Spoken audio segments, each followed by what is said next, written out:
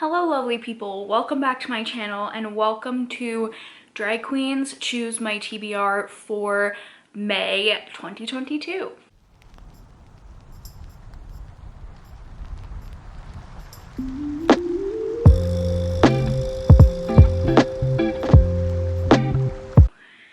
So, jumping right in, last month we did not play the game, so I don't have any cards to show you. I will do a quick rundown of the books that I read, but I'm gonna do a completely separate review video.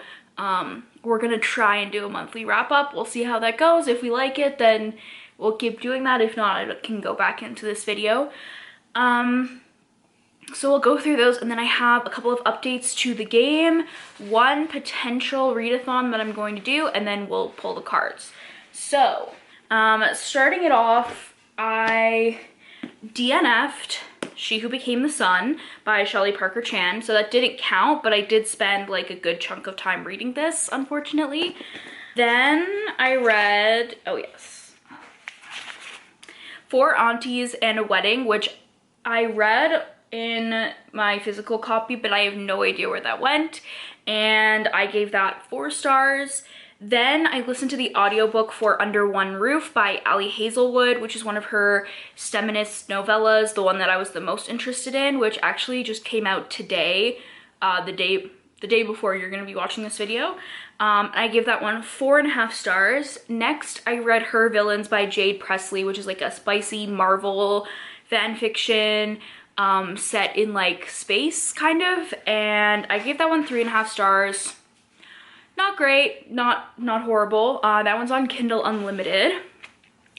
Then I read the fine print for the Spicing Up My 20s book club, and I gave that one 4 stars. And lastly, I read The Night Circus by Erin Morgenstern, and I gave this one 5 stars. This might be one of my favorite books of all time. So stay tuned to the wrap up so you can learn more about why I gave these ratings, what I thought, whether or not you should read them, etc. So last month I told you that because I was going to be done school, I wanted to do a little bit of a change with the TBR game, and that change I actually am using based off of Danny over at Current Chapter and her Eminem TBR game. I'll link her down below and her game. I have it on this little piece of paper, but I'm going to put a graphic on the screen here so you can see. But basically this is my reward and punishment plan. So it's based on how many books I completed. So even if I read some books, I don't have to take like a really bad punishment.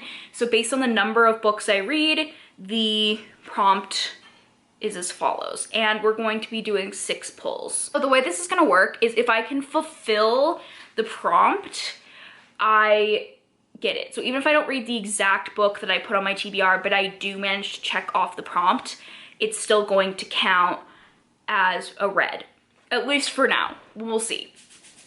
So what will happen is if I'll calculate how many books I read in the month, how many prompts I checked off, and then I'll take a card that has previously been removed from the deck, mark it with one of these washi tapes corresponding to the prompt, and then if it comes up again when we pick for the next month, then we'll have to use that card with this prompt. So if I meet 0 prompts, then we will put out of comfort zone into the deck. If I read 1, we'll put lowest rated. If I read 2, we'll put randomized TBR. If I put 3, it will be previous TBR, so something that I didn't read that was on a previous TBR. If I read 4, I can put any prompt card that I want back into the deck. So like some of the ones that I really like are like book club, recent purchase, things like that. They can go back in the deck. We'll have another chance to get them. If I read 5, recent purchase will go back in, and if I read 6, we'll be able to we'll put a card in where I can pick any book that I want to read. So I'm not gonna do that for this month because I didn't choose cards last month because I was just reading whatever I wanted to, but starting this month we will start using that reward / punishment system. So I think it kind of like gives us a fun little some hidden cards to look forward to, you know. So anyway, the last bit of housekeeping is that the only readathon I'm considering participating in is Becca's 48-hour book-up-a-thon. I'll leave all of her information down below. And essentially how this works is it's a 48-hour readathon. The days are a little skewed because she's in the UK and I'm in Canada. But essentially 48 hours, you have, I believe, 6 or 8 prompts.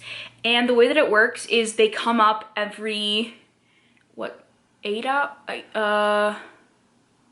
6 hours? They come up every 6 hours, I think. So we have 2 options to start with. I can't remember one of them, but the one that I plan to use, since I don't know how many I'm gonna get through, is shortest book. So I'll talk about that as we go along, and we'll see what we can fit in there with the TBR, but that's the only thing I'm thinking of participating in, as well as my 2 book clubs, which I'll talk about when we pull their cards.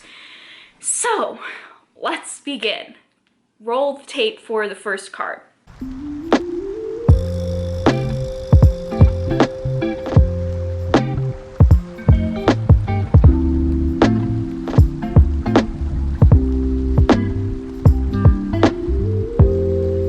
Okay, so the first card that we pulled is Ben de la Creme, and this card is a book with a major plot twist. If you've seen her All-Star season, you understand why. And the book that I have chosen is The 7 Husbands of Evelyn Hugo. So I'm in a Facebook group for a book club. I don't really read the books, but I like being in the Facebook group, and it's the Bad Bitch Book Club. And I just searched in the Facebook posts books with plot twists, and this one came up on a post all about plot twists, and I've been wanting to read this for a while, so I picked it up, and this will be for the plot twist card. I already started reading it because I'm filming this on May 3rd, and I'm already obsessed, so this will not take me long, and I'm expecting it to be very good.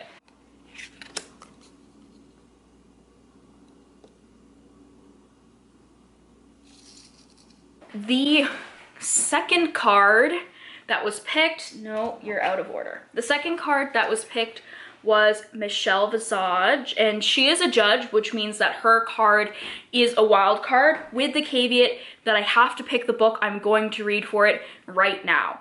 And that book is going to be an audiobook, because I think that the only way I'm going to be able to read 6 books this month is with an audiobook. And I just saw it today. Come on, Audible. And the book that I'm going to be reading for this is We Were Dreamers, which is Simu Liu's autobiography. I guess that's what you would call it. His story, essentially. And it's read by him, so I'm very excited. And this will be my wild card pick for the month.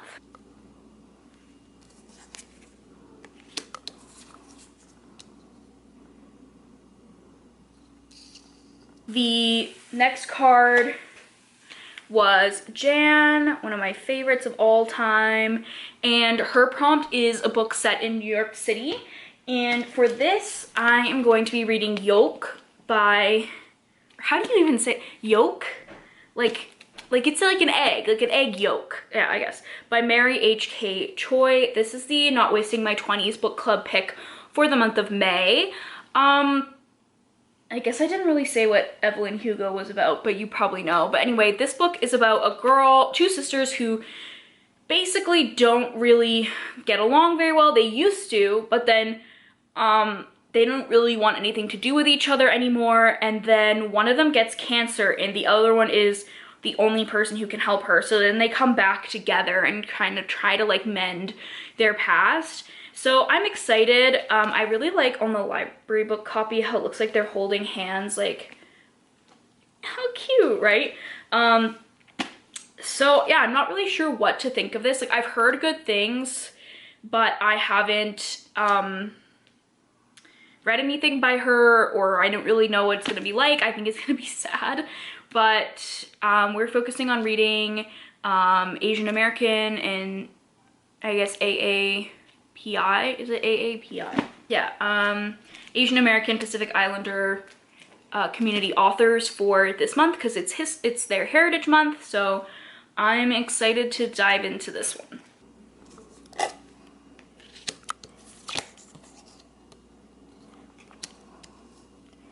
Next card that we pulled is Coco Peru, and Coco Peru is my mom's favorite drag queen, so this card is a mom pick, and let me tell you, she had a bazillion books for me to choose from, but she recently read The Queen of Tearling.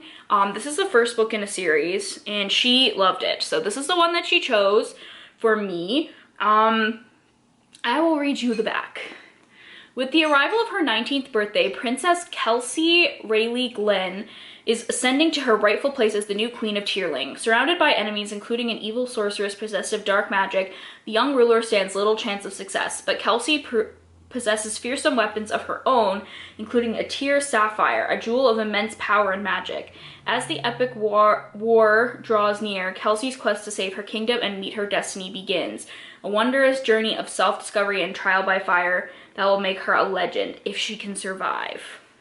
So, my mom read this one super fast, but she also reads quite fast. But it does sound like something that I'll enjoy. And I believe that it is a series.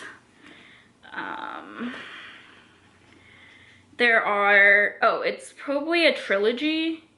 Yes. So there are 2 other books, all released now. So this is the mom pick book. We already got her.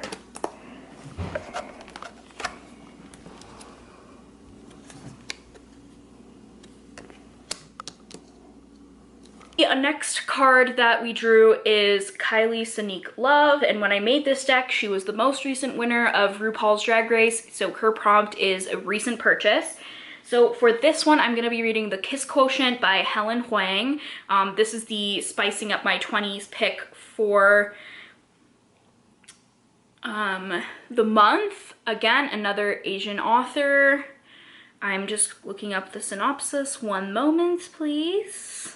Okay, so I purchased this on my Kindle because they had a deal on. Okay, so Stella Lane thinks math is the only thing that unites the universe. She comes up with algorithms to predict customer purchases, a job that has given her more money than she knows what to do with, and way less experience in the dating department than an average 30-year-old. It doesn't help that Stella has Asperger's, and French kissing reminds her of a shark getting its teeth cleaned by pilot fish. Her conclusion, she needs a lot of practice with a professional, which is why she hires escort Michael Phan.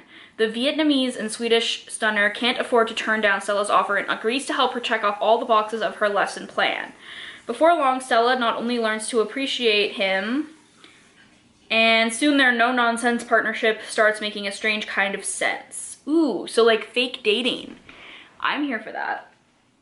So that is the book that we'll be reading for the Spicy Book Club. I'm excited because this is supposed to be really good. Like, everyone I know thinks it's really good, and it's part of a series. The Bride Test and The Heart Principle are also part of that series, which I've also heard are really good. I'm excited.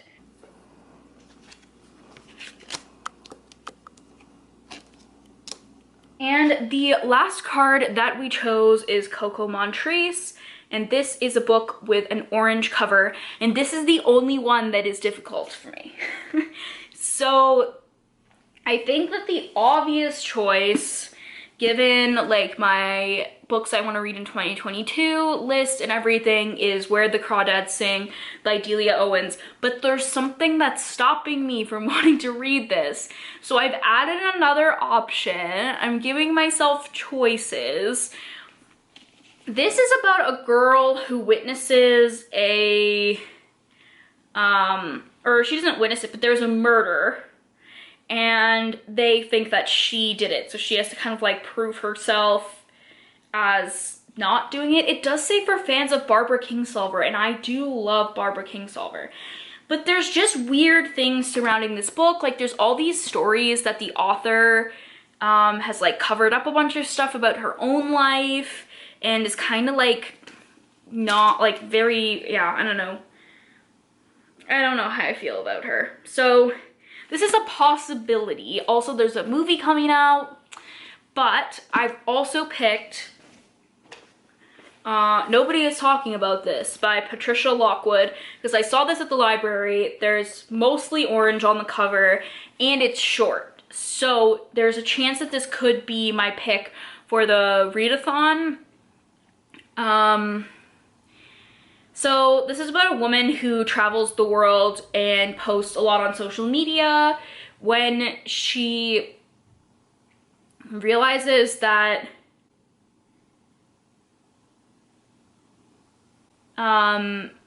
she thinks that like a group of people in her head are like dictating her thoughts, and then something happens to her mother and she has to like confront a world that seems to contain an abundance of goodness, empathy, and justice, and a deluge of evidence to the contrary. I don't know, the cover is very compelling to me. It's quite short. The prose also is like not super linear, so I think it could be a quick read, but I'm not sure. So this is the only one that I just don't know. So I picked two. Forgive me.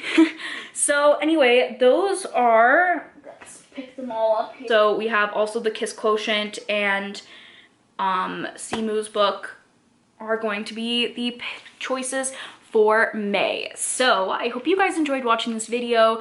Let me know down below what books you have on your TBR for May, and don't forget to subscribe, follow me on Instagram because I post reviews of every single book that I finish, and I will see you guys in the next one. Bye!